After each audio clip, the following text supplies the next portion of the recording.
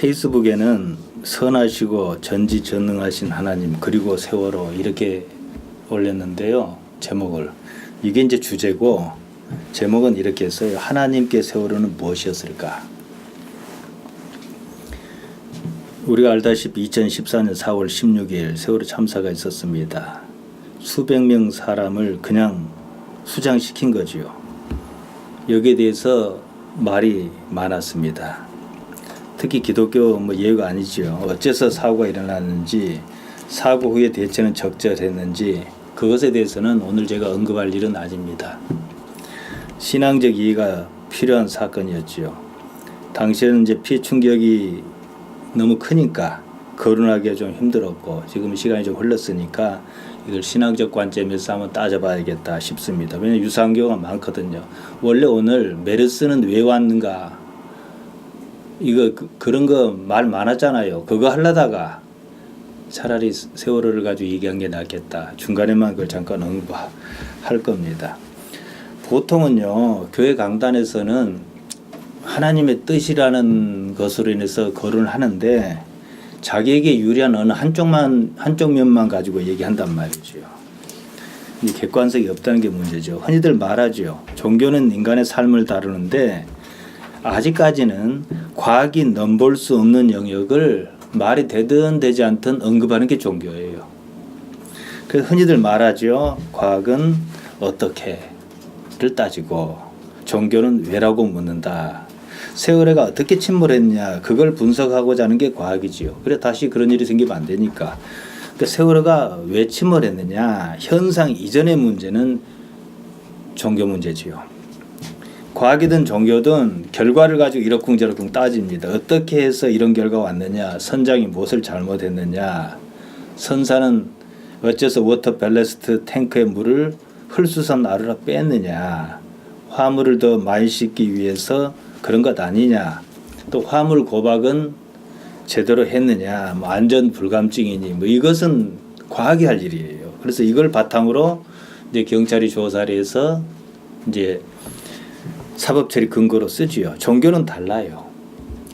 이런저런 거 다 떠나 왜 이런 일이 근본적으로 있었는가, 원인 이전의 원인을 사실 말이 안 돼요. 인간 입장에서 볼 때. 하지만 그것에 관심을 갖고 있습니다. 세월호가 침몰하든지 말든지 그 배에 타지 않았으면 죽지 않았을 것 아니냐 이거지요. 아이들 중에는 단원가 아이들 중에는 운동 경기 때문에 배를 안 타나 이겠었어요.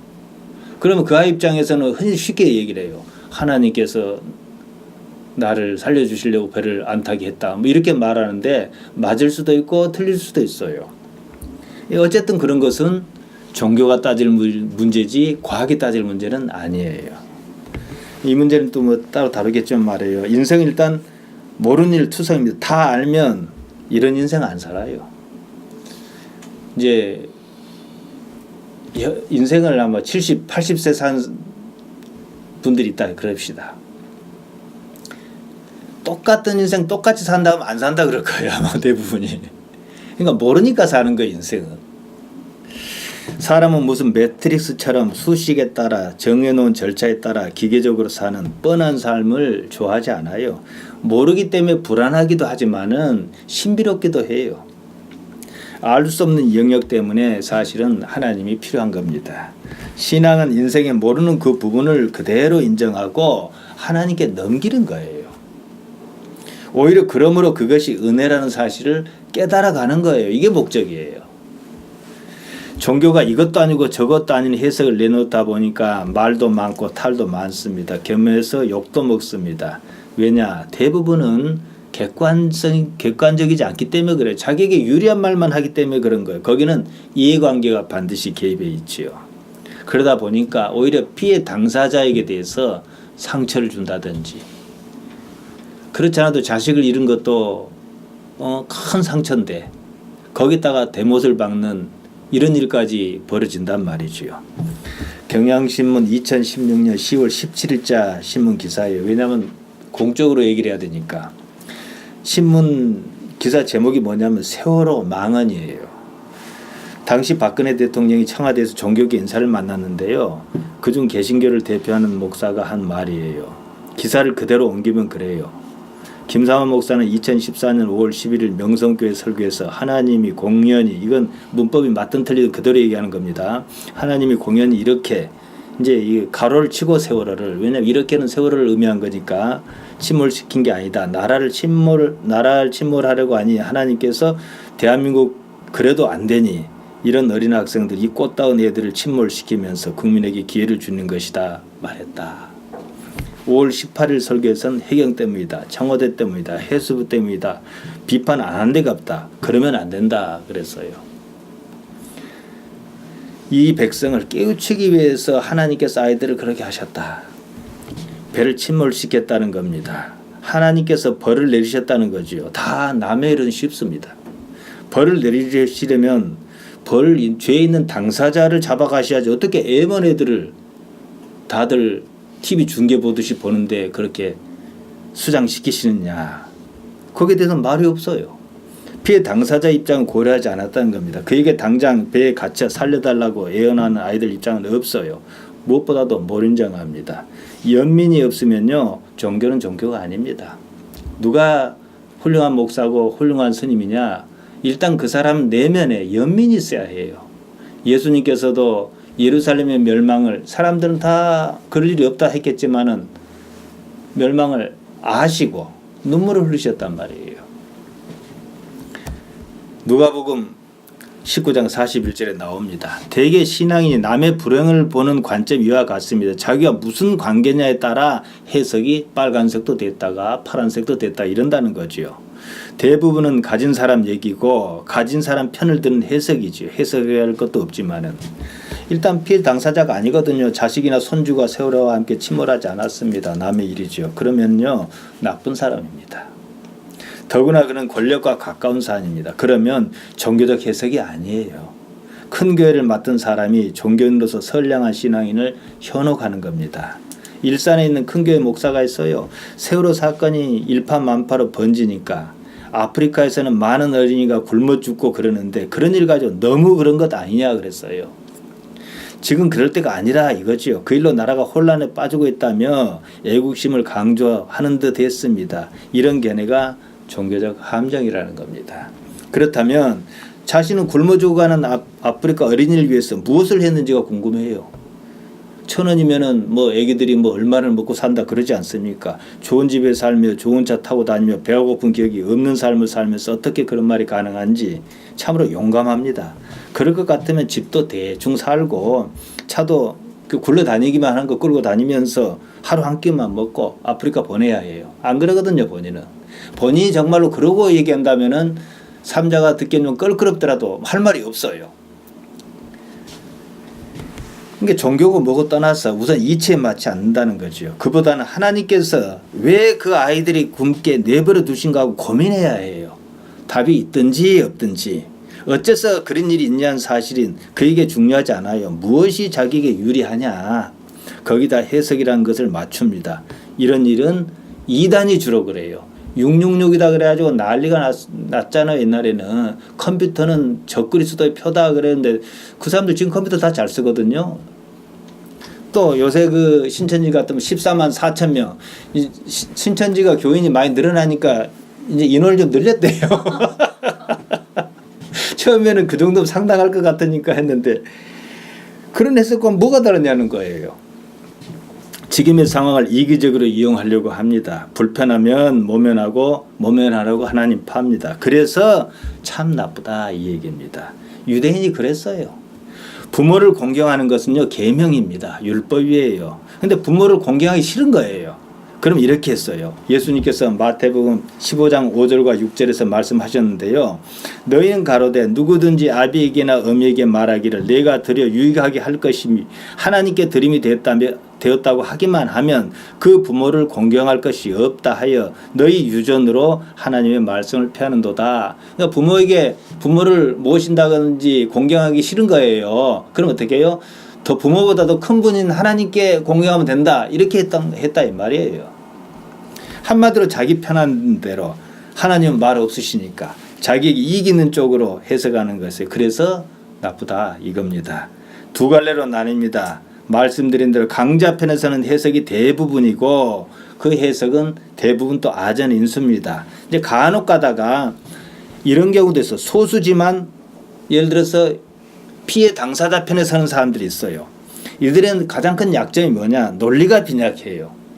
다들 교회 나가면은 복 받고 잘 살자는 쪽으로 표를 던지지 그런 일 당하자는 거 아니고 또 그래 봤자 더 좋아질 것도 없을 것 같잖아요. 가난한 자의 하나님 수준을 못 벗어난다는 거죠. 애초에 종교가 관심을 두는 알 수 없는 영역에 대해서는 접근을 못하고 있다 이겁니다. 그러면은 사회운동이나 다를 게 없어요. 한때는 뭐 해방신학 어쩌고 많이 썼잖아요. 가장 큰 약점이 뭐냐 그러면은 옆에서 보면은 크거나 적거나 사회운동밖에는 아닌 것 같아요. 이 문제지요. 우리는요 한 털럭의 머리카락도 희고 검게 할 수 없습니다. 있는 것을 있는 그대로 받아들이는 것만 가능해요. 마음에 들든지 들지 않든지 그게 능력입니다. 그래서 마태복음 5장 37절에 보면요 예수님께서 이리 말씀하셨습니다. 오직 너희 말은 옳다 옳다 아니라 아니라 하라. 이에서 지나는 것은 악으로 쫓아났느니라. 신앙인은 자기 견해를 내세우면 곤란합니다. 자기 견해가 강한 사람은요 다 이상해요. 자기 견해가 하나님 뜻이라고 말하는 경우 대부분에는 나쁜 의도가 감춰 있다는 것이에요. 아는 것만 말해야 합니다. 세월호 일은 많은 신앙인을 혼란에 빠뜨렸습니다. 배가 침몰했고 어린아이들이 타고 있었습니다. 그들의 죄 때문이라 하기는 너무 어렵습니다. 예수님을 믿지 않은 것도 아니어서 저는 뭐가 가장 가슴이 아팠냐 그러면 구명조 입고 기도하는 거예요. 얘네들이. 가만히 있으라는 선례 방송 들어 가만히 있었습니다. 집에 가게 해달라고. 그 와중에도 엄마가 걱정할 것 같아서 우려하고. 참 영화보다도 더 영화 같아요. 더 혼란스러운 것은 우리가 본 이상으로 하나님께서도 그걸 보고 계셨을 것이란 얘기예요. 여러분 하나님 못 보셨을까요? 그럼 하나님 아니지요. 또 하나님께서는 우리는 그런 일이 있을 줄 모르고 배도 타고 어쩌고 했겠지만 하나님께서는 그런 일을 있을 줄 알고 계셨잖아요. 이 문제를 지금 오늘 따져보자는 겁니다. 이건 옛날부터 있었어요. 에덴 동산에 선악을 알게 한 나무가 있었습니다. 하나님께서 그걸 따먹으면 정녕 너가 죽으리라 그러셨어. 그러면 따먹을 줄 모르고 놔뒀을까요? 애시당초에 안 놔뒀으면 안 따먹었을 것이고 추방당한 일도 없었을 것 아니겠습니까? 똑같은 질문이에요. 근데 아직까지 여기에 대해서 답을 좀 제대로까지는 아니더라도 해주는 사람은 제가 못 봤어요. 그래가지고 왜 따먹었느냐고 사람에게만 막 책임을 지우는 거예요. 안 따먹으면 오늘날 우리가 없는데요. 하나님께서는요 모르시지 않았습니다. 그러면요 참 나쁜 하나님이에요. 알고 그러셨으니까. 그러면 하나님 아니시지요. 하나님께서는 세월호가 침몰할 줄 알고 계셨을 것입니다. 하나님이시기 때문에 그래요. 박근혜 대통령이 그날 늦잠 자고 머리 손질하고 그럴 줄도 아셨을 것입니다. 그 정도는 알아야 하나님이십니다. 여기까지는 문제가 없어요. 세월호가 침몰할 때 주변에는 해양경찰 함정 1, 2, 3호정이 있었습니다.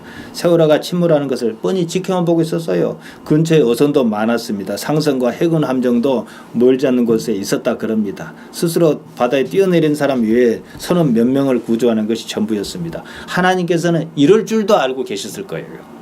우리는 이 일에 대해서 세 가지 문제에 직면해 있습니다.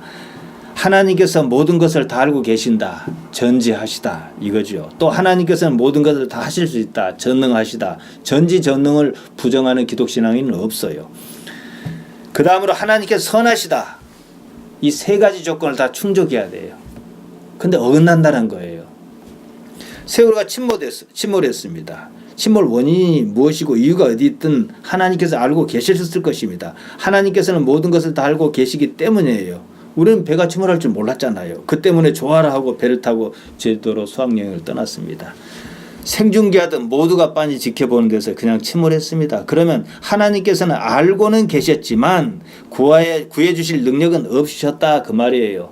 전지는 하시지만 전능하시지 않다 그래요. 그러면은 우리는 그런 무능한 하나님을 섬기지 않습니다. 그러니까 그건 말이 안 되는 거예요. 그러면 남은 것은 일부러 구해주지 않았다는 얘기예요. 아까 김삼 목사 얘기처럼 이 민족을 심판하시기 위해서 일부러 구해주시지 않은 거예요. 대개 교회 강단은 전지전능을 부정 못하니까 이쪽 부분을 선택합니다. 이 의견은 치명적인 약점이 있어요. 하나님께 선하지 않다는 거예요. 아무리 전지전능해도요, 선하지 않으면 우리는 믿고 의지할 수 없습니다. 내가 세상에서 억울한 일을 당해도 옳은 일을 하다가 고초를 당할지라도 살 수 있는 근거는 하나님 때문이거든요. 이게 정의에 대해서 말씀드린 적이 있어요. 신학자들은 흔히 하나님을 가리켜 지고의 선이다, 가장 높은 선이다, 궁극의 선이다 이렇게 표현합니다. 선은요, 악한 일을 하지 않습니다. 누구를 죽이거나 고난에 빠뜨리지 않습니다. 그러면 또 세월호 사건은 또 안 맞아요. 결국은 하나님께서 계신다면 어째서 이 세상에 악이 있는가? 이 문제입니다. 이게 사실은 우리 기독신앙의 아킬레스건입니다. 기독신앙은 하나님의 전지전능성과 선하다는 속성 모두를 포기할 수 없어요. 때문에 우리 주변에 널려있는 불행과 불의, 악에 대해서 이렇군 저렇군 말이 많지 설명을 못합니다. 그렇다고 하나님을 악하다 이렇게 말할 수도 없잖아요. 여기에 대해서 선과 악에 대해서 상당수 신앙인이 잘못 이해하고 있는 점이 있습니다. 하나님을 선신, 사단을 악신으로 대립개념으로 생각한다는 거예요.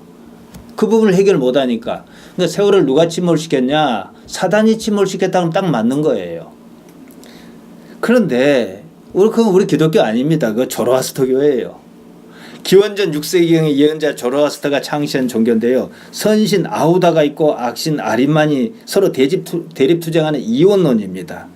사람은 자기 노력, 종교적인 노력에 따라 선신이든 악신이든 어느 편에 설 수 있어요. 그러니까 우리는 중립 입장인데 선을 잘 행해가지고 악을 떨쳐버리고 선신 아우다에 속하자 이거거든요. 그러면 세월에 대한 답이 나와요. 악신 아리만이 우리 식으로 하면 사단이 배를 침몰시킨 것이니까 말이에요. 그럼 우리 기독신앙 아니지요.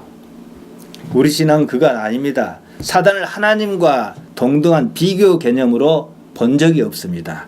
그런다면 그 자체가 하나님을 못 오가는 행위입니다. 욥기를 읽어보면요, 사단의 위치가 분명하지 않습니까? 기독교는 악을 종속 개념 내지는 상황 설명 개념으로 봅니다. 그 때문에 욥기에는 사단을 악의 우화적 개념으로 설명하고 있지요. 욥기에 따르면 인간의 불행은 사단의 역사가 맞아요. 하지만 그조차도 하나님의 허락이 있어야 하는 일이다. 물론 그러면 누군가가 이럴 거예요. 하나님의 허락한 건 악이 아니겠느냐 이렇게 얘기할 수가 있어요. 인간의 언어의 한계입니다. 하나님께서 악을 허용하셨다라기보다도 인간의 언어가, 욥은 인간의 언어로 쓴 거거든요. 한계예요. 욥기조차도 그 때문에 하나님 악하시다 하지 않습니다. 우리가 알 수 있는 것은 인생이 그렇다는 것뿐이에요. 그래서 이제 우리 기독 신앙인이나 또 목사도 불교 경전을 보기도 하고 그러잖아요. 절에서도 좀 그래요. 어떤 사람이 쓴 책을 보니까, 어떤 스님 쓴 책을 보니까 하나님께서 사울을 임금 세우신 걸 후회하노라 했으니까 후회하는 하나님이 어디가 있냐 이렇게 얘기를 해요. 그 말만 가지고 그 말이 맞죠. 근데 그것은 인간 언어의 한계입니다. 기독교든 불교든요, 인생은 일단 고통이에요. 그냥 고통이에요. 불교는 고통의 원인에 대한 합리적인 이해가 필요했습니다. 인과론이지요. 거기서 이제 전생 나오고 후생이 나옵니다. 기독교는 불교와 다릅니다. 고통의 원인을 말하지 않아요. 그러니까 세월호가 왜 침몰했냐 그러면요, 몰라요. 우리는 알 수가 없어요. 내가 불만족스럽든지 만족스럽든지. 근데 세월호가 왜 침몰했다고 말하는 사람은 모두가 나쁜 사람이에요. 그렇잖아요. 하나님께 알려주시 합리적으로 우리는 어차피 합리적이야 이해가 가능하거든요. 설명해 주신 적이 없거든요. 하지만 우리 기독교는요, 고통의 원인을 설명 안 해요. 불교식으로 말하면 뭐겠어요? 전생에 뭐가 꼬인 인생을 살았든지 업으로서 해서야 너무 그냥 짐승을 잔인하게 잡았든지 이렇게 얘기하면 되잖아요. 고통에 대해서 신앙이 어떤 관점을 가져야 하는지는 분명히 성경이 말하고 있습니다. 그 고통은 그냥 알 수 없는 영역이 일단 그대로 둡니다. 그 때문에 기독교에는 반드시 신이 있어야 해요. 신께 넘기는 거예요. 우리는 알지 못하지만. 불교는요, 합리성이 강하기 때문에 구태여 신이 있어야 할 이유가 없어요. 분명한 사실은요, 선은 악을 심판하지 않는다는 겁니다. 선은 그 자체로 선입니다. 어떤 형태로든지 악과 관련이 있으면 선은 아닙니다. 악은요, 악 스스로가 심판을 자처하는 거죠. 자멸하는 거예요. 그게 심판입니다. 심판은 악을 멸하는 행위 이전의 문제입니다. 악과 관계를 짓는 행위입니다. 예수님께서는 그래서 요한복음 16장 11절에서 심판에 대해서 말씀하셨어요. 심판에 대하여라면 이 세상 임금이 심판을 받았습니다. 그러니까 이 세상 임금이 심판을 받았다는데 예수님께 심판하셨다는 것도 아니고 하나님께 심판하셨다는 것도 아니에요. 이게 심판을 받았다는 말을 케크리타이라고 썼어요. 케크리나로 크리노의 완료형입니다. 심판이 끝났다 이거예요. 누가 심판하고 말고 할 것이 없이 그냥 심판이 끝났다는 거예요. 이 세상 임금인 것 자체가 이유입니다. 그는 부족함이 없는 사람이기 때문에 그런 사람은 예수님을 믿어야 할 이유도 없고 예수님을 필요로 하지 않습니다. 그 자체가 악한 것이며 그 악이 스스로를 심판했다는 거예요. 그러면 우리 삶에 대한 힌트가 있습니다. 우리는 부족한 걸 느껴요. 느낀다는 것 자체가 은혜라는 거예요. 자, 그 로마 교황이 이제 프란치스코잖아요. 이분은 예수교 소속인데 뭐 남미 최초의 교황이 되고 뭐 어쩌고 그랬지 않습니까? 예수교 신부 그러면은 그 미션 영화로 잘 알려지죠. 그분들이 예수교예요. 그다음에 제가 언젠가 일본 그 했던 사일런스 얘기했죠. 거기도 예수교 신부들. 예수회 소속이죠. 예. 근데 이분이 거기 소속이라 그럽니다. 근데 제가 볼 때 이 프란치스코 교황이 제가 아는 다른 교황보다 영성이 좀 높은 것 같아요. 지금 우리가 나눈 주제와 비슷한 얘기를 했어요. 스카우트 소녀 대원과 얘기를 나눈 대목이 있어요. 소녀가 프란치스코 교황에게 물었습니다. 하나님께서는 모든 일을 용서하시는데 지옥은 왜 있습니까? 지난번 우리나라 방문했을 때 세월호 유가족을 위로를 해줬죠. 그것이 얼핏 보면 능력이 없어 보입니다. 그러나 인간이 무엇을 해야 하는지는 분명히 보여줬어요. 어쨌든 소녀가 하나님께서는 모든 일을 용서하시는데 그럼 지옥이 왜 필요합니까? 왜 있는 겁니까? 물었어요. 그랬더니 교황이 뭐라고 얘기했냐면요. 훌륭하고 까다로운 질문이라고 일단 평가를 했어요. 그럼 물었으니까 답은 해야 될 거 아닙니까? 소녀의 눈높이에 맞춰서 이렇게 답변했다고 그럽니다. 그대로 옮기면요. 하나님을 질투하는 교만한 천사가 있었어요. 하나님의 자리를 원했죠.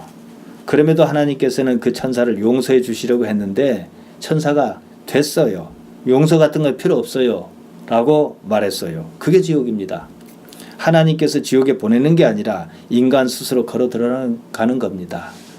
이랬더니 개신교단 때는 교황이 지옥이 없다 했다고 막 야단하는데 물론 직설적으로 뭐라고 얘기할 수 없는 부분이 있어요. 하지만 의미 전달은 충분했다고 봐요. 아까 제가 심판에 대해서 말씀드렸죠. 선은 악을 심판 안 해요. 그럼 선이 아니에요. 워낙 고결하기 때문에 악을 입에 떠올리지도 않아요. 근데 악은 스스로가 심판의 길에 들어선다 이거. 이게 요한복음 16장 11절의 말씀이다 이거죠. 선은 악을 심판할 이유가 없어요. 지 스스로 멸망할 거니까. 그게 심판이라는 거예요. 하나님께서는요 전지전능하십니다. 그리고 선하십니다. 그러면 세월호 같은 불행한 사건이 어째서 있느냐는 질문에 직면할 수밖에 없어요. 기독신앙인은 당혹스럽습니다. 아이들은 기울어가는 배 안에서 구명조끼를 입고 구조를 기다렸습니다. 살려달라고 기도했습니다. 그것도 예수님의 이름으로 또박또박 기도했습니다. 그렇다면 하나님께서는 아이들을 구해 주셔야 하잖아요. 아니면 사전에 이런 일이 있지 않도록 하셨어야 옳습니다. 선하시기 때문입니다. 우리는 하나님께서 살아 계신다고 말해요. 그래서 주일마다 교회 나가고 예배하고 그러지 않습니까? 세월호 사건은 하나님께서 전지하시고 전능하시다는 것과 선하시다는 세 가지 모든 조건을 충족시켜야 하는데 어느 쪽인지 모르지만 어쨌든 어디가 좀 빈 것 같습니다. 그러면 우리가 아는 하나님은 아니에요. 그런 하나님이라면 믿을 이유가 없습니다. 아이들이 악하다고 할 수 없어요. 악하다 해도 문제지만 말이죠. 그보다 훨씬 더 악한 사람이 세상에 널려 있습니다. 그러면 그보다 훨씬 더 악한 사람들은 왜 잘 사느냐? 이런 질문을 우리는 또 받아야 하거든요. 사고 당사자에게 어떤 책임을 묻기에는 일이 너무 컸습니다. 때문에 교회 강단은 지능적으로 피하거나 다른 비교 대상을 찾기에 급급했습니다. 이 나라 백성을 깨우치기 위하여. 이 말이 무슨 뜻인지 압니까? 방법이 없으셨다 이 말이에요. 하나님께는 꼭 침몰시켜서 이 나라 백성을 깨우치실 것 같으면 하나님 무능한 하나님이지. 힘만 있고. 안 그래도 얼마든지 깨우치실 수 있어요. 아니면 우리보다 못 사는 나라 사람과 비교한다는 거죠. 사실 이런 것은 비교 대상이 아니에요. 본질을 회피하려는 겁니다. 그 때문에 어느 한쪽 입장을 가지고 둘러대기에 급급합니다. 이 사건에 대해서 불교는 보다 명쾌한 답을 가지고 있습니다. 누구 죄 때문이라는 겁니다. 인과응보지요. 아니면 전생의 업보입니다. 아니면 사단의 역사예요. 사단의 역사는 뭐예요? 조로아스터교입니다. 기독교는 아닙니다. 요한복음 9장에는요. 소경으로 태어난 사람 얘기가 나옵니다. 제가 하도 언급을 많이 해서 그 사람이 누구 죄 때문인지 다들 궁금했습니다. 이 질문이나 세월호가 왜 침몰했습니까? 누구 죄로 침몰했습니까? 똑같은 거예요. 사실은요. 규모는 다를지 모르지만 제자는 두 가지 경우의 수를 생각했습니다. 예수님께 여쭈었습니다.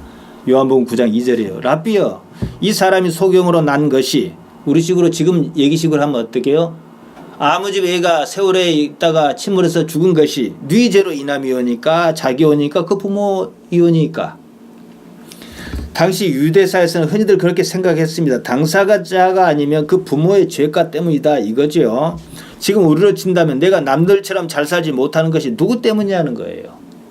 아무개는 저렇게 잘 먹고 잘 사는데 왜 하필이면 나는 가난 집안에 태어났는가 그겁니다. 이런 것이 과학의 문제를 넘어서는 질문이에요. 종교의 가치이기도 해요. 그러나 이것을 아까 얘기한 대로 말씀드린 대로 단정한다든지 잘못된 판단을 내린다면 오히려 종교는 해악이죠. 이제 이렇게 질문한 유대인의 근거가 뭐냐를 따져봐야 해요. 그냥 이렇게만 얘기하고 말면 좀 곤란하지요. 유대인은요. 개개인의 병이나 고난 같은 것을 인과적 관계로 봤습니다. 우리에게도 습성상 그러지 않습니까? 지금 불행을 이전의 결과로 보는 거예요. 소경으로 태어난 것은 정상적이지 않습니다. 그는 불행한 사람이에요. 그러면 거기에 들어맞는 합리적인 이유가 있어야 합니다. 지난 삶이든지 그것도 아니면 지난 생이든지. 현실은 언제나 결과입니다. 그 말은 현실의 불행한 상태에 대한 원인이 그보다 앞선 세계에 있게 마련이라는 거예요. 불교 관점이 그렇습니다.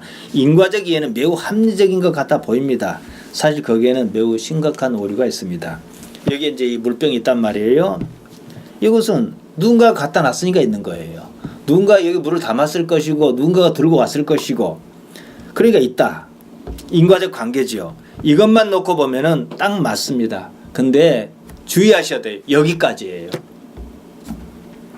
이걸 지나치게 확대한 겁니다. 우리가 직접 접촉하고 느끼는 현실 세계 문제를 넘어서 관념 세계로 확대해버렸다는 거예요. 인연이란 말이 그거예요.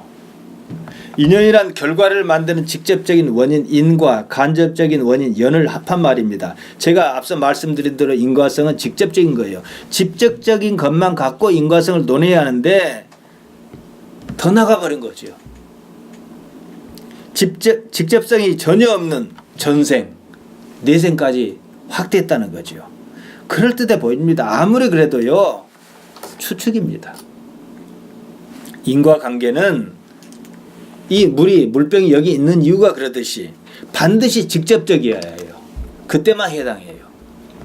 기독교에서 불행의 원인이 자기 자신에게 있다고 보려는 것은 영혼 선제설에 근거합니다. 소경으로 태어난 사람이 이 세상에 태어나기 전에 영혼이 있었는데 그때 문제가 있었다 이거예요. 영혼 선제설은요. 불교의 전생 개념과 좀 다릅니다. 아기가 어머니 뱃속에 있는 것을 두고 하는 말이에요. 전생을 얘기하는 게 아니에요. 복중의 아기도 범죄할 수 있다 이거예요. 이제 성경 근거를 되게 듭니다. 야곱과 에서가 쌍둥이로 어머니 리브가 뱃속에 있었지 않습니까? 복중에서 야곱이 에서의 발꿈치를 잡았다.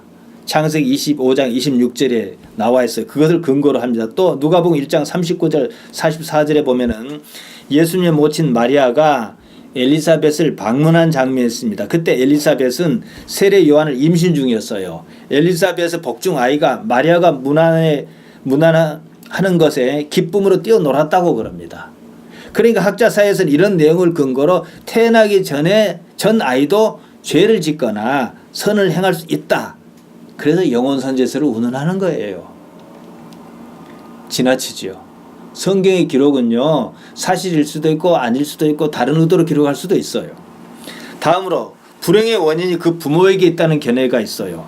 출애굽기 20장 5절에 보면 10계명 중 제2계명을 말하는데요. 우상 숭배를 경계하면서 하나님께서 말씀하셨습니다. 나를 미워하는 자는 죄를 갚되 아비로부터 아들에게로 3, 4대까지 이르게 하거니와 3, 4대까지 죄를 묻겠다 이 말이죠. 문자 그대로 하면은 3, 4대니까 아이들이 빨리 죽었다 그러면은 아버지, 할아버지, 증조할아버지 이렇게 봐야 하는 거냐 이거예요. 근데 이건 따져볼 점이 많습니다. 환경 관점에서 보냐면 우리가 흔히 내력이라 하는 게 있어요. 집안 내력은 일종의 문화입니다. 이게 마치 유전자처럼 작동합니다. 유전자는 아니지만 유전자인 것처럼 작동한다 그래서 영국의 생물학자 리처드 도킨스가 밈이다 그랬지요. 뭐가 작동합니까? 당뇨병, 비만, 고혈압 이런 질병은 이제 의사가 물어보면 가족력이라고 물어요. 왜냐? 가족은 보통 식생활 공동체로서 식습관이 비슷하거나 같기 때문에 그렇습니다. 이런 것은 이제 문화 명령이라고 이해하는 것이 사실 쉽습니다. 또한 그 집안만 가지고는 독특한 습성 같은 게 있어요. 이런 내력이 도덕적인 결핍이 많으면 그 집안 자식들 또한 그런 문화 속에서 성장함으로 같은 성향을 띠기 십상입니다. 같은 말이 출애굽기 34장 7절, 민수기 14장 18절에 반복적으로 나옵니다. 3, 4대까지 죄를 묻겠다는 하나님의 말씀은 앞서 말씀드린 미밀한 특성을 포함해서 이해한다 이 말이에요. 그만큼 엄중하다는 것이죠. 시편 79편 8절은요. 우리 열조의 죄악을 기억하여 우리에게 돌리지 마옵소서. 이 말은 얼핏 우리 열조의 때문에 지금 우리가 불행에 빠져 있다는 식으로 들려요. 물론 열조가 부자로 살았다면 지금 뭐 특별한 일이 없는 한은 나 또한 부자로 살 겁니다. 이게 직접적 관련을 말한 거예요. 그러나 앞서 말씀드린 것은 직접적 관련이 아닙니다. 이런 사회적 관계 때문에 뭐 영혼 선제로 뭐 생각하는 관성이 있다는 거죠. 그러나 시편 기자의 말은 하나님께로 향하는 간절함을 표현한 거예요. 사실은 저도 그렇지만 여러분도 그런 기도를 한 적이 있을지 몰라요. 혹시라도 우리 열조가 하나님께 잘못한 게 있다면은 그 책임을 제게 돌리지 마십시오. 직접 이렇게 말은 안 해도 그 비슷한 기도를 한 적이 있어요. 그것은 뭐냐? 나는 열조와 달리 하나님을 더 큰 가치로 인생의 최대 가치로 삼고 살겠습니다. 이런 신앙 고백에 가까운 거죠. 이런 표현이 시편 109편 14절과 이사야 65장 6절 7절에도 나옵니다. 아무튼 그런 내용 가지고 영혼 선제서를 말하는 것은 말씀대로 자연스럽지가 않다 이거죠. 그러니까 마리아의 태중의 아이나 뭐 이런 뭐 복중에 뛰놀았다고 리브가의 뱃속에 있는 야곱과 에서의 관계처럼 그런 거라든가 그것을 가지고 짜맞추는 것은 어렵다 이겁니다. 영혼 선제를 말하려면 적어도 불교에서 말한 전생 정도는 해야 더 합리적일 수가 있겠지요. 전생에 저지른 잘못 때문에 현생에 이런 불행을 겪는다고 말하면은 일단 구조적으로는 합리적이지 않습니까? 자기 죄든지 부모 죄든지 다들 그럴 것이라고 생각했습니다. 어린아이가 복중에 있을 때라도 무슨 잘못이 있을 것이다 이거죠. 예수님께서 달리 말씀하셨습니다. 요한복음 9장 3절입니다. 이 사람이나 그 부모가 죄를 범한 것이 아니라 그에게서 하나님의 하신 일을 나타내고자 하심이니라. 누구 잘못이 아니다 그겁니다. 다만 그 일에 하나님께서 어떻게 나타나시고자 한다 그거였어요. 그러니까 엄밀히 말씀드리면 누구 죄 때문이란 말씀을 안 하신 거예요. 회피하신 거지요. 물론 말해봤자 우리가 이해를 못하니까 그럴 수도 있겠습니다만은 어쨌든 안 하셨어요. 다만 지금 당하는 일에 하나님께서 어떻게 나타나시고자 합니다는 거 이게 답이라는 거예요. 우리는 이미 침몰해버린 세월호 사건에 하나님께 어떻게 나타나셨는지 알 수 없습니다. 다만 그 참사를 바라보는 눈만큼 분명히 해야 한다는 거예요. 영혼의 입장에서 보면은 아무것도 아닌 것이 맞습니다. 그래도 그것은 그때 가서 따질 일이다 이거지요. 제가 그래서 이것을 준비하면서요. 그때 당시에 제가 아는 어떤 사람이 휴대전화 문자 메시지로 이렇게 질문을 던졌어요. 세월호와 같은 일도 하나님의 계획이었을까요? 완곡한 질문이지만 지금 우리가 다루고 있는 것과 똑같은 겁니다. 우리가 알다시피 하나님께서는 선하신 분입니다. 또 전지전능하십니다. 그런 하나님께서 세월호가 그럴 줄 모르고 계시지는 않았을 것입니다. 배가 가라앉는 것을 우리도 봤는데 하나님께서 보지 못하셨을 리 없습니다. 능력도 있습니다. 무엇보다도 선하신 분이 어떻게 그럴 수 있느냐 이런 질문이죠. 여기에 대해서 제가 휴대전화로 장문의 문자를 보냈습니다. 그걸 거의 그대로 말씀드릴게요. 하나님의 계획이니 하나님의 뜻이냐고 물을 때는 언제나 일관된 관점을 가져야 합니다. 하지만 질문자 대다수는 여러 관점에 막 섞여요. 그래서 혼란을 초래합니다. 세월호 사건도 최소한 3가지 관점에서 나눠볼 필요가 있다는 거예요. 첫째로 우리 사회 관점입니다. 거의 대부분 여기에 해당합니다. 당사자가 아니니까. 세월호 사건에서 세월호 사건으로 하나님께서 우리에게 무엇을 요구하시는가 이 점이에요. 아까 누구 죄 때문이 아니라 하나님께서 어떻게 나타나시려 합니다 했으니까 말이죠. 그게 뭐냐는 거예요. 사회는 뭘 해야 하느냐니 거기에. 그러면은 프란치스코 교황처럼 위로하고 기도하고 더 상처받지 않도록 하고 어떻게 하면 이 사람들이 정상적인 생활을 할 수 있을까 돕고 이래야 한다는 거죠. 함께 울고 함께 아파해야 하는 거예요. 힘들더라도 사건을 되짚어 봐서 다시는 이런 일이 없도록 안전한 사회를 만들라. 이것은 신의 명령이다 해도 크게 무리는 없어요. 그러면 비록 그 어린아이들의 목숨값이 그나마 헛되지는 않을 것이다. 두 번째, 유가족 관점입니다. 한마디로 이것은 착한 사람이 왜 고통을 받습니까? 이런 질문이에요. 유대 랍빈 헤롤드 쿠스너라는 사람이 요만한 책자를 쓴 게 있어요. 제가 총각 때 그걸 읽은 적이 있었는데 이 사람도 답을 못 내더라고요. 결과적으로 그 사람은 하나님은 알고 계신다, 선하신다, 하지만 전능하시진 않다는 쪽으로 결론을 냈어요.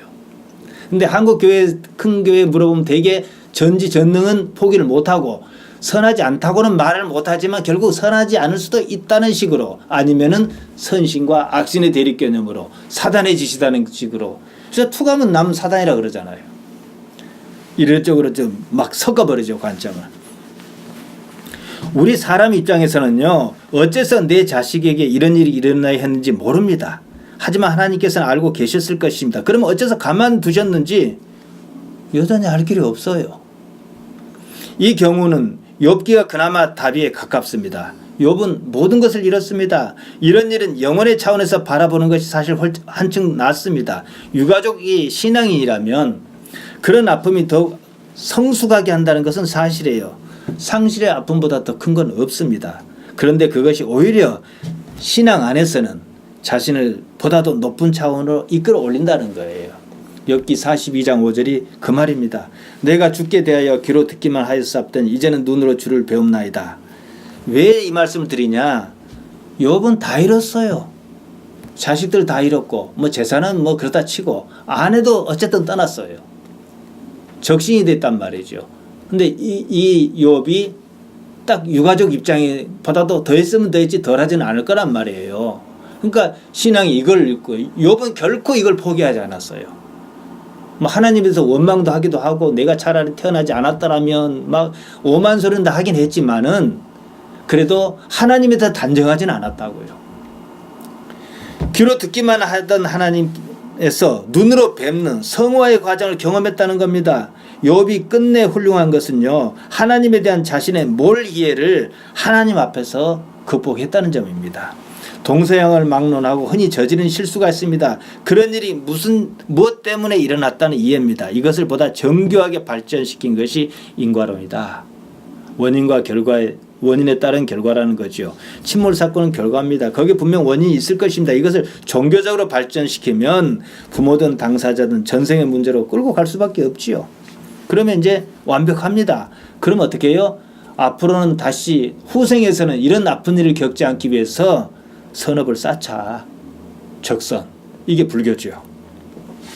그래서 이제 더 나아갑니다. 현실적인 부분에. 이 세상은 아무것도 아니라는 입장이죠. 그래서 문화, 공개념이 생깁니다. 색즉시공, 공즉시 색이지요.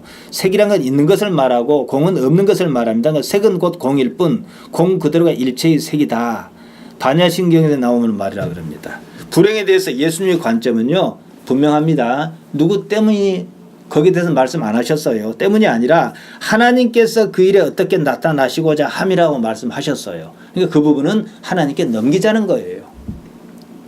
물론 큰 틀에서 실제 세상이 이곳이 아니라 저곳을 이루기 위해서 이곳이 있다는 겁니다. 한편 그처럼 불공평한 현실이 오히려 하나님을 알게 한다는 사실이에요. 욥기를 다 보세요. 무엇 때문이란 말은 없어요. 끝내. 욥이 무엇 때문에 고난을 받았던 게 없어요. 꼭 때문이라 한다 그러면 딱 한 가지가 있어요.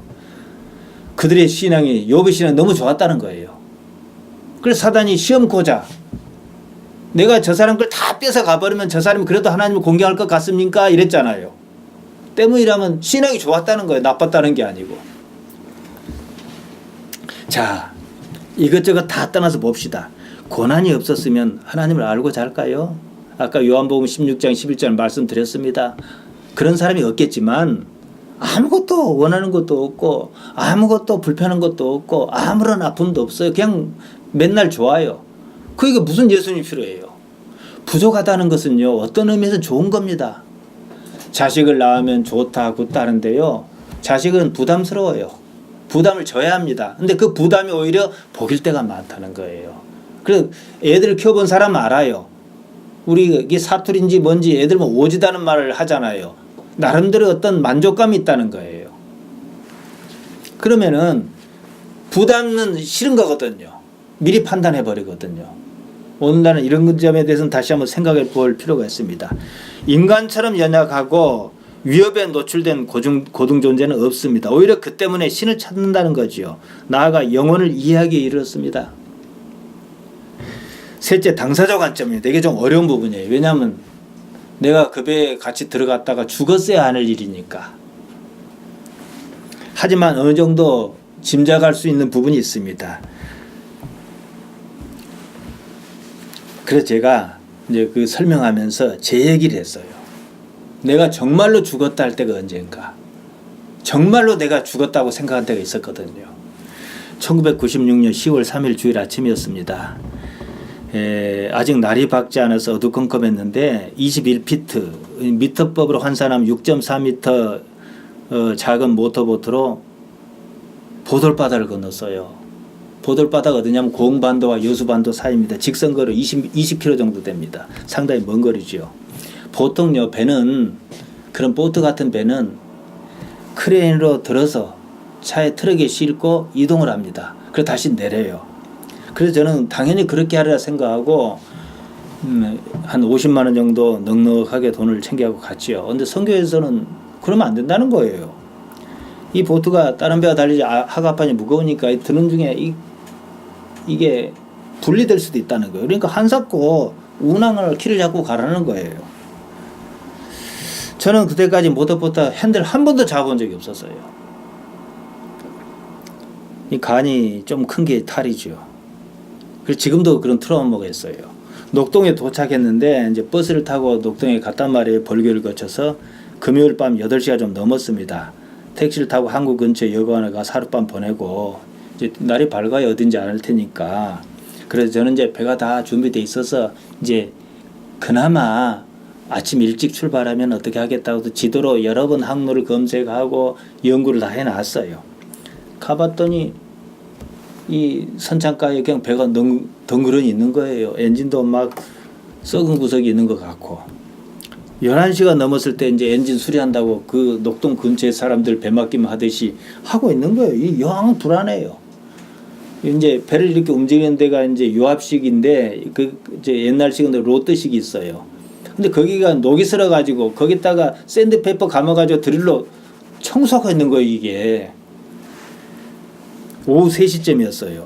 거기서 연홍도란 섬이 있는데 거기에 이제 심했던 이현호 목사가 원래 그 사람이 타던 배였어요.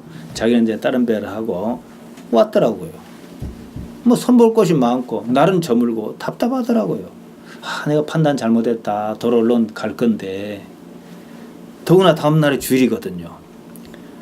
그냥 그럭저럭 그냥 판단의 기회를 놓쳐버리고는 이제 배가 다 됐다. 시운전하니까 6시가 되는 거예요. 저녁에 어둑어둑합니다. 11월 달이니까. 이 목사가 손수레를 가지고 거기는 이제 해안가에 그 기름 파는 주유소가 있어요. 휘발유 10마를 사다 보트에 실었어요.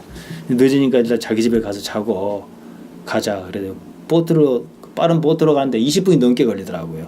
가는 길에 저더러 조타기를 잡고 연습을 좀 하래. 정말로 황당하죠 이게. 참 난감하고 복잡하고 뭐 누구를 탓할 수도 없지요. 저는 이제 그때만 하더라도 그런 점이 저 자신에 대해서 아주 불만스러웠습니다. 거절할 때는 완곡하게 거절하는 것도 기술인데 상대방이 강하게 나오면은 그냥 받아들여 버린단 말이에요. 어쩌다 일이 이 지경까지 왔는지 싶었어요. 누구를 탓할 수도 없지요. 늦었습니다. 이제 연홍도에 이제 도착하니까 아주 그냥 깜깜해져 버렸더라고요. 대충 저녁을 먹고 이제 이 목사가 자기 서재에다가 잠자리를 마련해 주더라고요. 외풍 때문에 춥기도 하지만 잠도 안 오더라고요. 밤을 꼬박 새우고 그냥 날이 밝기만 기다렸어요. 새벽 4시 반쯤인데 이제 이 목사가 이제 얼른 새벽기도 갔다 왔고 나침반 하나를 덜렁 주는 거예요. 저는 이제 흔히 쓰는 도로지도 저는 왜 그런지 몰라도 지도책이 좀 많아요. 어디 가지도 않은 사람이면 무슨 5만 분의 1 지도도 있고 뭔 지도 있고 지금은 지도가 필요 없는 시대잖아요.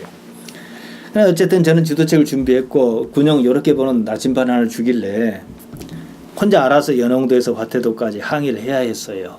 달리 방법이 없었어요. 춥기도 춥지만은 해도 일찍 뜨지 않더라고요. 달도 없더라고 그날 따라서.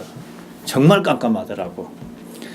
배를 항해한 적이 없으면 밤바다가 사실 얼마나 깜깜한지 모릅니다. 진짜 아무것도 안 보여요. 그런데 가요. 그냥 등대만 보고. 이제 새벽에 이제 장교에 매달은 보트에 올랐는데 이제 이 목사가 시동을 대충 걸어주는데 이상하게 잘 안 걸려요. 이게 한 3번 만에 걸더라고요. 야, 일이 꼬여간다.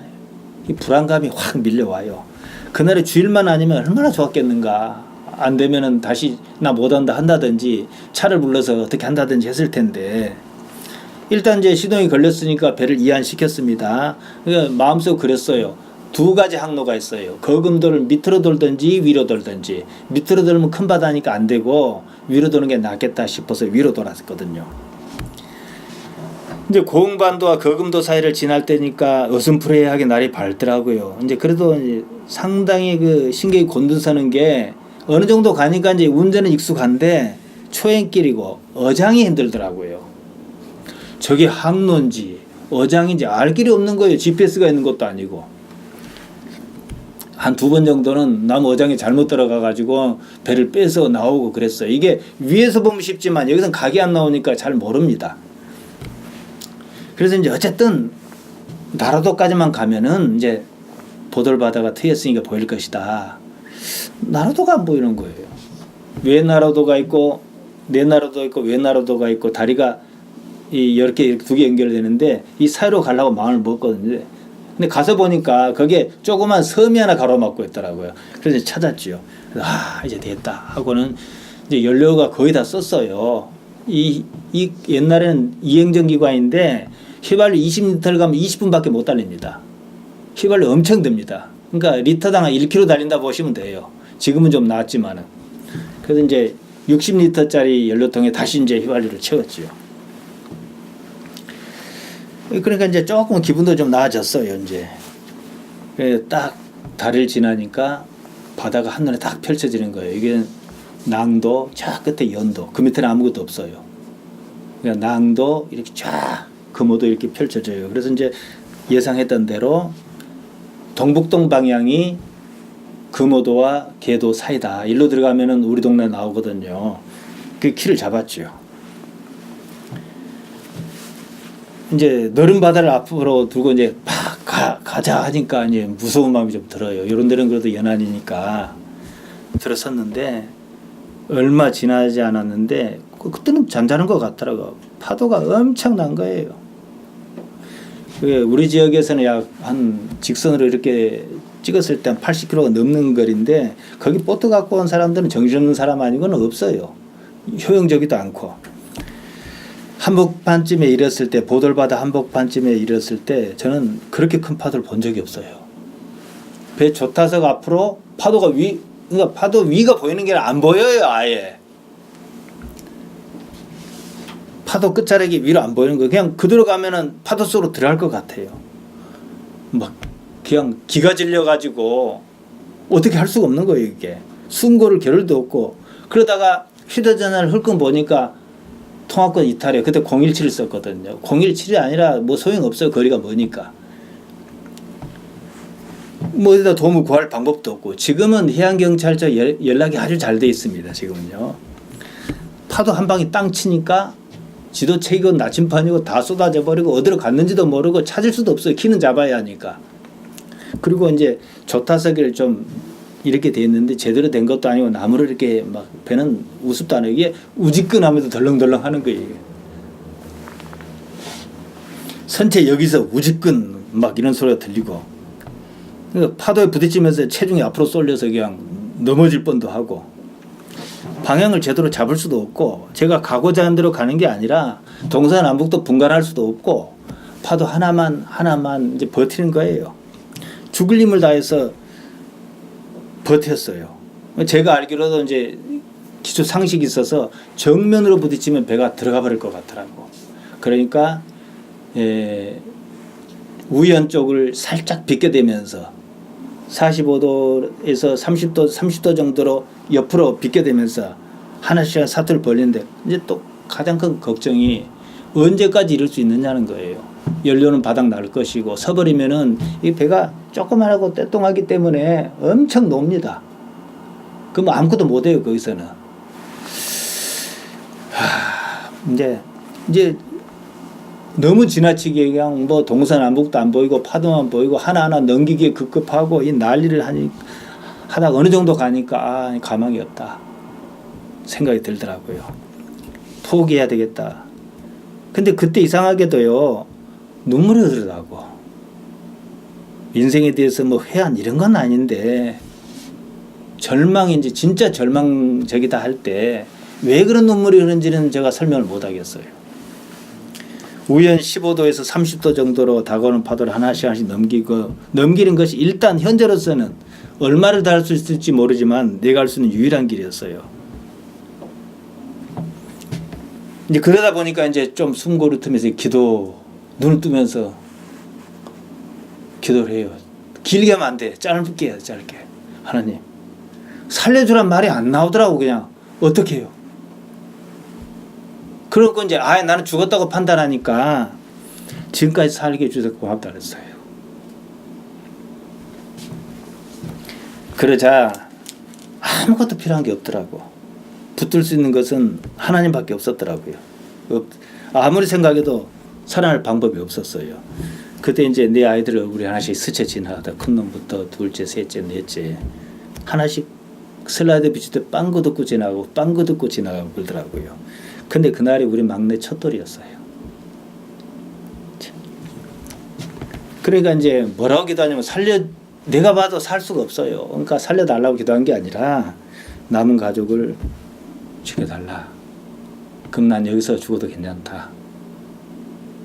그리고 좀 지나니까 파도는 똑같은 파도인데 조금 마음이 편해지더라고. 그리고 이건 제 짐작인데 실제 그랬는지는 기억이 없어요. 파도가 리듬이 있더라고. 그냥 우당탕탕만 하는 게 아니라 무섭긴 무서운데 이 시간이 있더라고. 시간차가.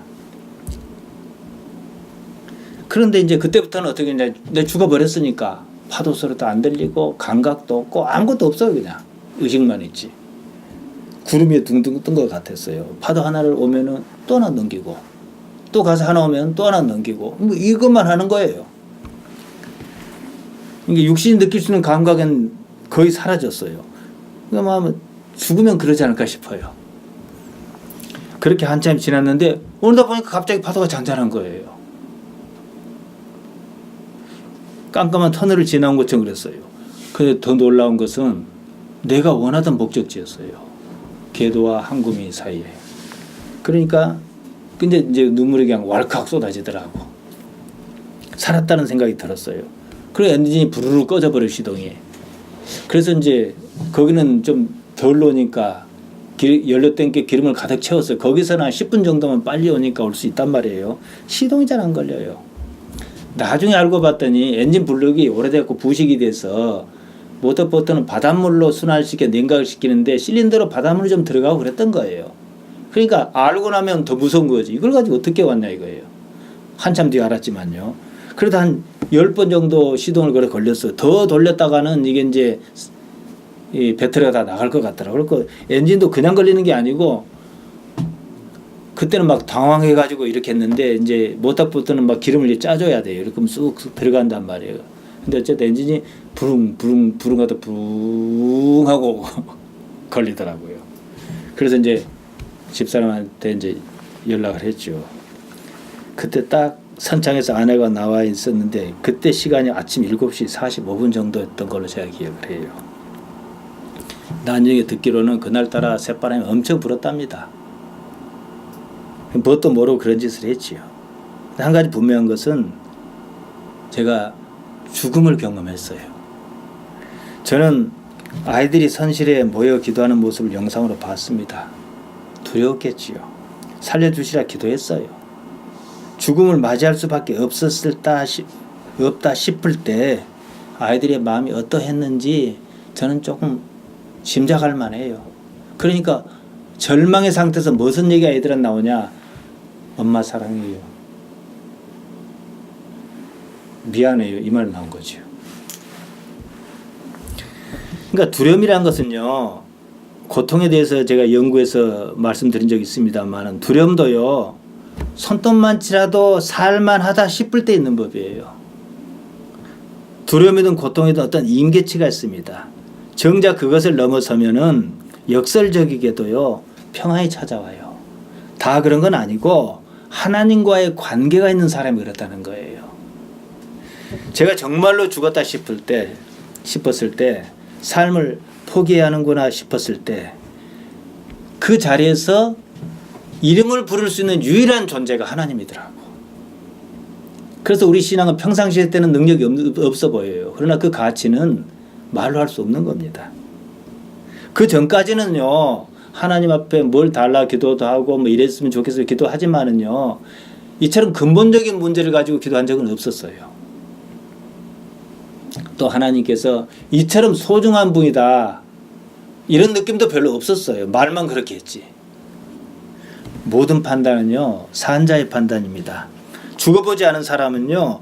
죽은 사람의 마음을 헤아릴 수는 없습니다. 다만 죽었다고 판단했던 제 경험이 비춘다면은 죽음은요. 단지 하나의 과정일 뿐이라는 거예요. 죽는 그 순간에 이르기까지 잠시만 공포스러울 뿐입니다. 왜 어떤 이는 살고 또 어떤 이는 죽어야 하는가 하고 묻는다면 저도 모릅니다. 하지만 분명한 사실은 그런 일이 흔하게 일어나지 않는다는 거고 또한 거기에는 우리로서는 도저히 헤아릴 수 없는 하나님만의 계산은 분명히 있을 것이다. 이 세상의 모든 것은 아니다. 이거지요. 무엇보다도 죽음조차도 삶의 과정일 뿐이라는 것입니다. 하나님의 형상을 가진 인간은요. 영생합니다. 그 말은 지금 아웅다웅하는 삶이 전부가 아니다 그겁니다. 그냥 그렇게 살아내면서 하나님을 배우는 겁니다. 삶의 끝은요. 어떻든지 선이어야 합니다. 그것이 아니면 악이지요. 악은 스스로를 심판하기 때문에 그 자체가 멸망입니다. 세월호 사건은 하나님의 계획인가 아닌가를 말하기 전에 분명히 해야 할 것이 있습니다. 그 사건을 어느 편에서 보느냐 그겁니다. 일관되게 어느 한편에서만 봐야 한다는 거예요. 언제는 하나님 편에서 봤다가 언제는 사람 편에서 봤다가 왔다 갔다 하면은요 자기 편할 대로 해석하게 돼요. 세월호 사건은 지금 저의 신앙적 관점에서 본다면 그냥 일어난 일입니다. 과학적으로는 누가 잘못했고 뭐 조타기가 어땠고 조타수가 어땠고 선사가 어떻고 이것은 과학이 따져서 법으로 책임을 물을 일이죠. 하나님께서는 다만 그 사건으로 제게 질문을 던지는 거예요. 나아가 당사자에게 유가족에게 이 사회에게 질문을 던진 겁니다. 왜 사느냐고 어떻게 사느냐. 살아야 하느냐 그 말이죠. 다시 우리 자신에게로 돌아온다면 우리는 마땅히 유가족과 함께 울어야 하죠. 그리고 무엇을 어떻게 해야 하는지 자신의 삶을 살펴봐야 하는 겁니다. 그게 사람이거든요. 사람은 남의 형편을 헤아릴 수 있는 거거든요. 그런데도 불구하고 하나의 교통사고를 하고 말한 사람이 있었습니다. 적어도 하나님 앞에서 그는 사람이 아닙니다. 하나님께서 그 사건과 어떤 관계인지는 인간 언어 한계 바깥에 있습니다. 어느 경우든 하나님께서는 불행이나 악을 도모하시지는 않는다는 겁니다. 바울은 이런 인간의 모든 상황을 적극적으로 이해했습니다. 우리가 잘 아는 로마서 8장 28절이 그거예요. 하나님을 사랑하는 자 곧 그 뜻대로 부르심을 입은 사람에게는 모든 것이 합력하여 선을 이루느니라. 그 일이 왜 생겼느냐가 아니에요. 그 일을 어떻게 대할 것이냐예요. 그것이 우리가 할 일입니다. 그에게 그 일에 하나님께서 무슨 일을 하시려는가, 어떻게 나타나시려는가, 그것이지요. 인간의 불행은 불행 그 자체에는 답이 따로 있지 않습니다. 예수님의 관점은 이것입니다. 있다고 한다면, 무엇 때문이라고 한다면 모두가 사입입니다. 아니면 불교든지 아니면 조로아스터교든지 그렇습니다. 무엇도 모르는 사람일수록 그렇게 자기 편한 대로 단정하기를 좋아합니다. 하나님께서 이 백성을 깨우칠 만한 마땅한 방법이 없어서 예먼 애들을 수장시키겠느냐 이 말이에요. 2015년 얼마 안 남았으니까 마저 하랍니다. 2015년 5월에 그 메르스 중동 호흡기 증후군이 온 나라를 휩쓸지 않았습니까? 한마디로 감기 세균입니다. 그때마다 교회마다 난리였어요. 메르스가 왜 왔겠습니까? 대부분의 경우는 하나님의 진노다. 서울시에서 그때 동성애자 집회를 허용했어요. 그래서 메르스가 왔다고 야단했습니다. 어째서 왔겠습니까? 어떤 사람 중동에 다녀왔는데 거기서 얼마 왔습니다. 그뿐이에요. 광범위한 재난을 하나님과 관련시켜 이해하려는 것 자체는 나쁘지 않습니다. 하지만 서울시장이 동성애자 집회를 허용해서 하나님께서 메르스를 보내셨다는 것은 가도 너무 간 겁니다. 신앙적 판단은요, 과학이 해결하지 못하는 영역에서 과학으로서도 방법이 없을 때 필요한 겁니다. 신앙인 중에는 과학을 뛰어넘는 것과 과학을 아예 무시하는 것을 혼동합니다. 과학을 무시하면 그것이 더 영성적이라고 생각합니다. 그래서 무시가 합니다. 기도가 무슨 만능인 것처럼 말합니다. 그러면 일단 믿음이 있어 보여요. 허점이 있습니다. 일도 할 필요가 없어요. 공부도 할 필요가 없습니다. 그런 건 다 필요 없어요. 기도만 하면 돼요. 따지고 보면 일하기 싫어서 공부하기 싫어서 공부 못하니까 기도하면 다다 이렇게 말하는 건 아닌지 살펴야 합니다. 메르스가 한창일 때 어떤 일이 있었냐면요. 우리나라 신앙인 중에서는 우리나라 곧 전쟁이 난다고 12월 달에 전쟁이 난다고 야단이 집단이 있었어요. 그래서 가정을 버리고 남편도 버리고 애들 데리고 태국 모 산골에 한국 애들만 모여 사는 데가 있더라고요. 지금도 그런지는 모르겠어요. 그런 계시를 받은 적도 없으면서 자기 생각만 가지고 그렇게 말합니다. 왜냐? 자기 삶의 형편이 그런 생각을 가지게 한다는 것은 생각하지 않습니다. 자신이 속한 집단에서 자신이 권력의 중심에 있다는 오만 때문에 대개 보면 교회 강단에서 말할 때는 이것 때문이에요. 정부가 메르스를 초기에 진압하지 못한 것은 그럴 만한 능력이 없어서가 아니에요. 독재의 맛 때문입니다. 최고 권력자는 독재의 맛에 취해서 일찍이 판단 능력을 잃었고 또 담당자들은 권력자 눈치 보기에 급급했다 하다가 시기를 놓쳤습니다. 한마디로 메르스와 동성애자 집회 허용을 연결시키는 것은 무식하고 무식하지 않고를 떠나서 말이 안 되는 얘기입니다. 아무리 동성애자가 마음에 안 들더라도 메르스와는 상관없습니다. 하나님께서는 다른 이유로 메르스를 보내셨을 수도 있다는 사실에 대해서 눈을 닫고 귀를 닫아버립니다. 자기 관념을 신앙으로 포장하는 것이 바로 종교적 외식입니다. 중세 시대의 마녀 사냥이 그러지 않았습니까? 그때 마녀는 지금도 마녀여야 하는 거예요. 윤리를 지렛대로 삼는 경우도 있습니다. 마음에 들지 않은 사람은 그냥 마귀라고 몰아붙입니다. 동성애가 마음에 들지 않았습니다. 마침 메르스 사태가 터졌어요. 메르스를 핑계로 마녀 사냥한 거예요. 중세 때 같았으면 아마 다 죽였을 겁니다.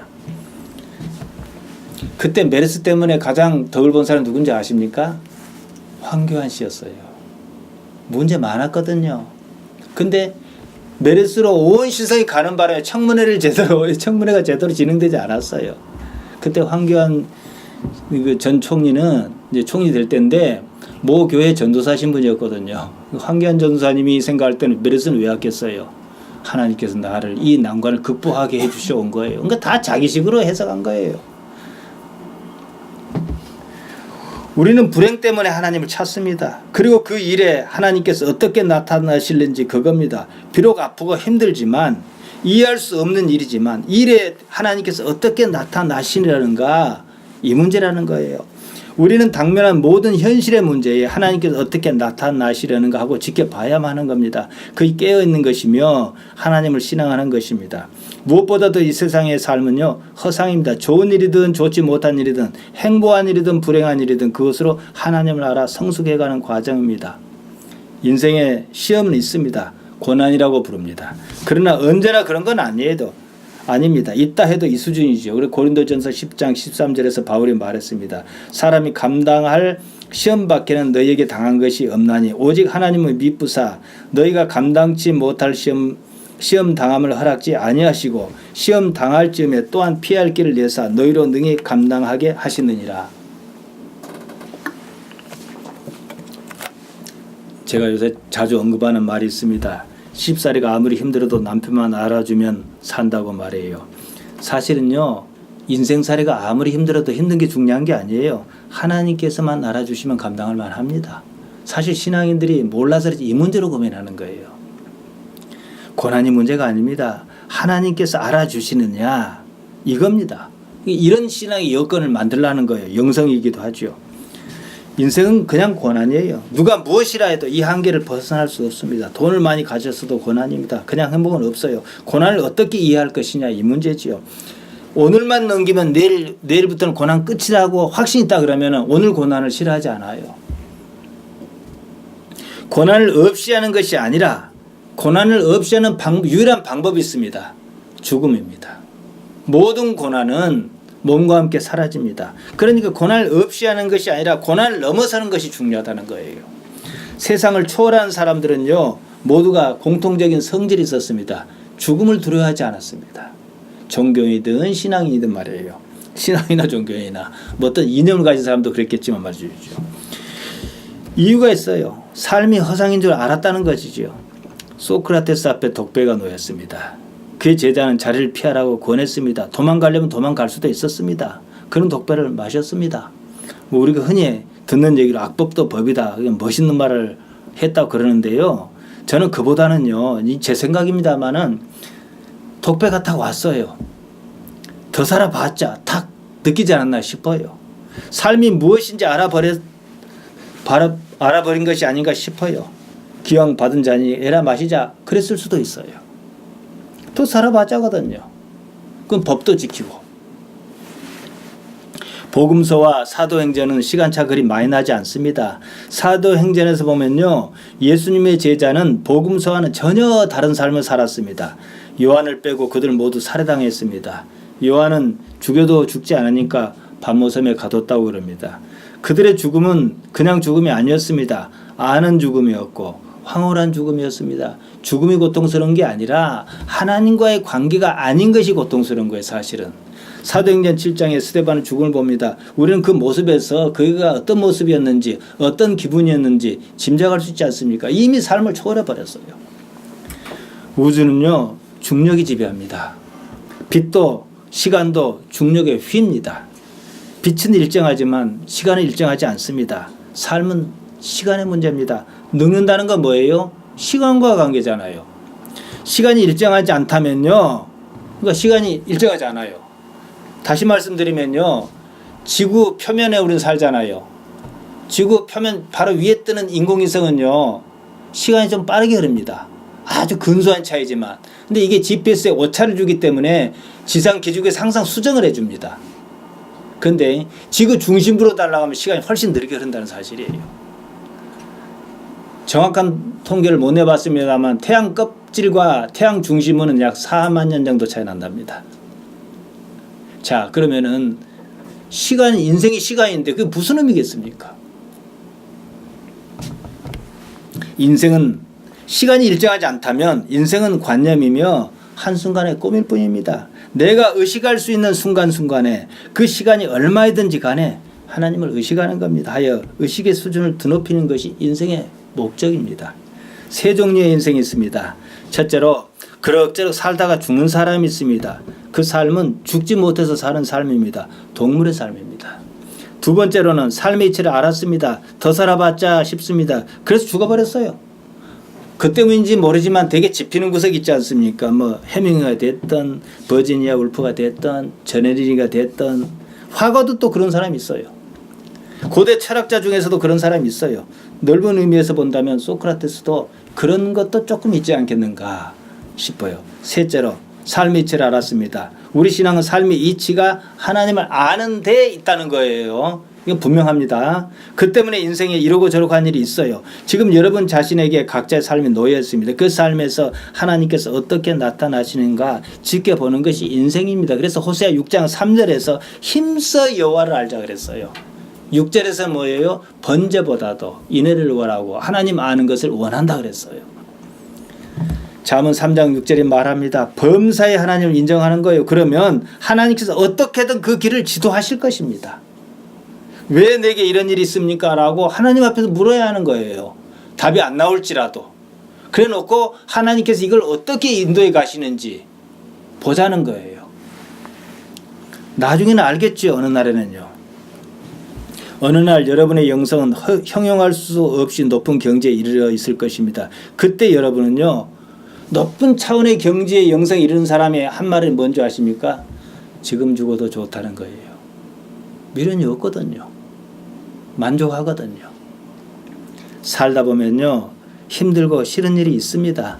그래도 염려는 하지 마시기 바랍니다. 염려하기보다는 그때마다 하나님께서 나를 부르시는구나. 그러면 맞습니다. 이 일에 하나님께서 어떻게 나타나려 하시는가. 그거라는 거죠. 우리가 다 잊어버려서 그렇지 우리 인생에 그런 일이 한두 번이 사실 아니었습니다. 심판이 징계니 하는 말에 지나치게 마음 쓰지 마시기 바랍니다. 그 말이 틀리다는 것이 아니에요. 대부분의 경우 그런 것은 특별하거나 극단적인 상황에서 쓸 수 있는 말입니다. 우리가 사는 일상적인 상황에서는요 필요하지 않습니다.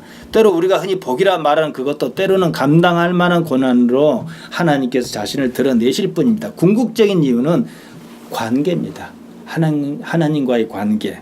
복잡하게 생각할 것 없습니다. 복음은 사람을 괴롭히려고 있는 것이 아니에요. 예수님께서 마태복음 11장 30절에서 말씀하셨듯이 누구에게나 가능하고 쉽고 가볍습니다.